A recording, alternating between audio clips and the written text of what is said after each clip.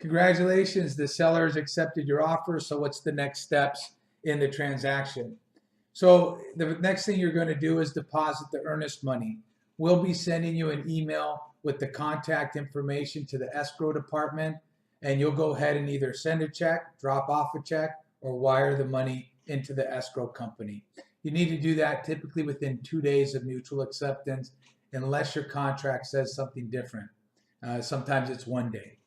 Inspections. If you have an inspection contingency, you'll want to schedule your inspection. You can do that by doing a search online, finding a good inspector, okay?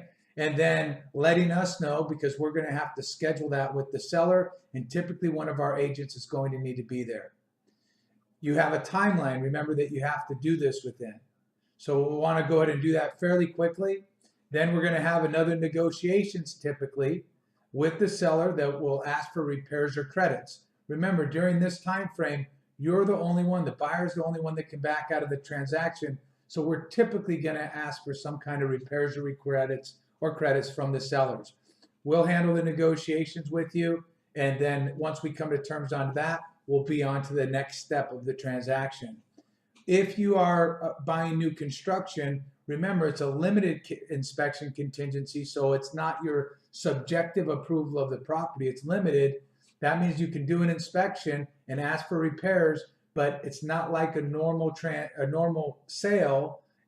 With new construction, the builder has the ability to, or has the right to, do those repairs.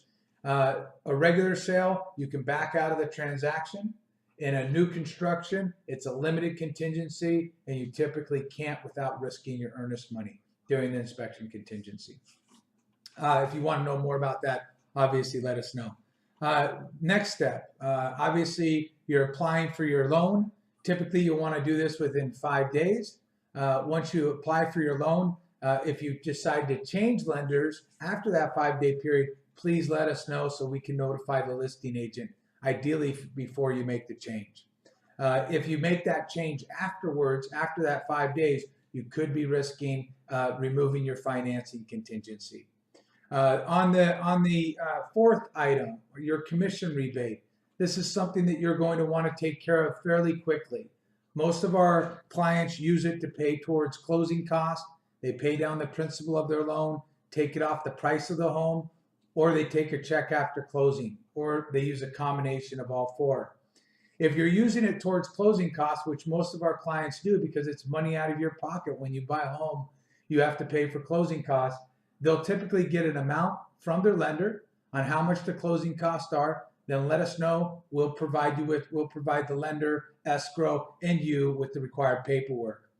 If you're using it to pay down principal, same thing. You'll let your lender know, pay for your closing costs, pay down principal, and we'll provide all the required paperwork. If you're going to take it off the price of the home, this is an addendum that would have to also be signed by the seller. 90% of the time the seller's willing to do it. Once in a while they're not. If they decide they're not willing to do it, then you'll have to do one of the other options. Taking a check after closing. Again, you'll want to notify your lender of all rebates.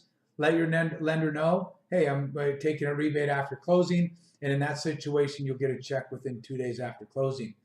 If you want to do a combination of those, I want to pay for closing costs and I want to take a check after closing, you certainly can do that.